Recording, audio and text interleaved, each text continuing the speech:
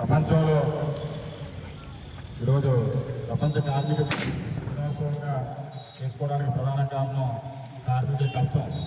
కార్మికుల కష్టం నుంచి గుర్తింపు పొందే ఒక రోజు కార్మిక దినోత్సవంగా జరుపుకోవడానికి ప్రపంచ మేధావులంతా కూడా మే 1 తారీఖుని ప్రకటించినప్పుడు ప్రపంచంలో చాలా పెరుమార్పు తీసుకొచ్చినటువంటి సందర్భం ఒక కార్మికుల కష్టం నుంచి వచ్చినటువంటిది. ఈ కార్మిక రంగం అంతా కూడా మరి ప్రతి రంగంలో కార్మికులు కూడా మన సమాజంలో ప్రతి ప్రగతికి ప్రతి ఒక్క మనిషి అభ్యున్నతికి కార్మికుడి కష్టం అందరూ కూడా గుర్తించాల్సిందే. భవిష్యత్తు కూడా మరి ప్రపంచ పటంలో భారతదేశాన్ని నెంబర్ 1 దేశంగా ఉండాలంటే కార్మికులు కష్టపడాలి. ఇంకా అంటే కష్టం అంటే ఈ రంగంలో కాదు, ప్రతి రంగంలో కార్మికులు కష్టపడాలి.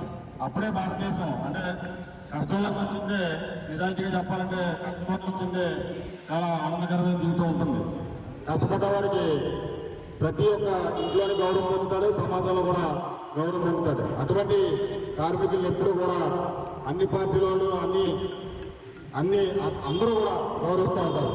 మనం అది గమనించుకొని మనం ఐక్యత ఉండాలి. ముందు కార్మికులందరూ కూడా వ్యక్తిగత విభేదాలన్నీ పక్కన పెట్టి కార్మిక రంగంలో ఉన్నటువంటి ఐక్యత ప్రతి ఒక్కరూ కార్మికుడు ఏ కష్టం వచ్చినా సరే ఏ సందర్భంలోనే సరే అందరూ కూడా ఐక్యతగా నిలబడి వారి యొక్క అభ్యున్నతి కానీ వారి కష్టాల్లో నిలబడినప్పుడు మన యొక్క కార్మిక సంఘం యొక్క విలువ కూడా పెరుగుతూ ఉంటుంది.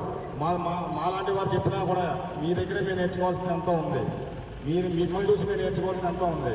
అలాగే మన సర్పణ గ్రామంలో మన ఆటోలో ఏర్పడిన తర్వాత సుమారు 280 మంది ఒక సంఘంగా ఏర్పడి ఒక యూనిటీగా ఏర్పడడం కూడా ఒక మంచి శుభపరిణామం. భవిష్యత్తులో మీరందరూ కూడా ఇది ఐక్యతగా ఉండాలి. మీకు ఏ కార్యక్రమానికి పెట్టినా సరే మేము హాజరవడానికి కలకాలం ముఖ్య కారణం. మీకు ఏ అవసరం వచ్చినా